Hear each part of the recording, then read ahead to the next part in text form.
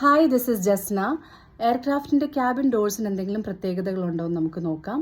ഓരോ type of aircraft, for example Boeing 737, 747, Airbus 320, 330, 321, ATRs, ഇങ്ങനെ പല ടൈപ്സ് ഓഫ് എയർക്രാഫ്റ്റ്സ് നമുക്കിന്നുണ്ട്.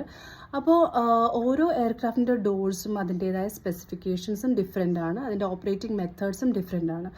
ഓരോ ക്യാബിൻ ക്രൂ ഫ്ലൈ ചെയ്യുന്ന എയർക്രാഫ്റ്റ് അനുസരിച്ച് അവരെ പ്രോപ്പർലി ട്രെയിൻഡ് ആയിരിക്കും. ഈ ഡോഴ്സിൻ്റെ പ്രത്യേകതകളെക്കുറിച്ച് സംസാരിക്കുകയാണെങ്കിൽ, ഈ ഡോഴ്സ് വാക്വം സീൽഡ് ആണ്. നമ്മുടെ എയർക്രാഫ്റ്റിൻ്റെ ക്യാബിൻ പ്രഷറൈസ്ഡ് ക്യാബിനാണ്. അതിനെക്കുറിച്ച് ഞാൻ മറ്റൊരു വീഡിയോ ചെയ്യുന്നതാണ്.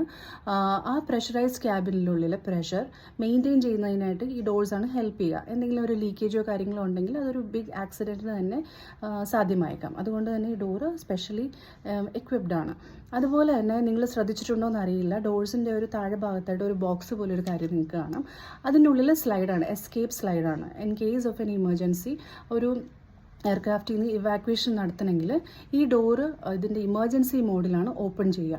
അങ്ങനെ ഒരു മോഡിൽ ഓപ്പൺ ചെയ്യുമ്പോൾ ഈ ബോക്സിനുള്ള സ്ലൈഡ് പുറത്തേക്ക് വന്ന് അതിനെ ഓട്ടോമാറ്റിക്കലി ഇൻഫ്ലേറ്റ് ആയിട്ട് അതൊരു സ്ലൈഡ് രൂപത്തിലാകും.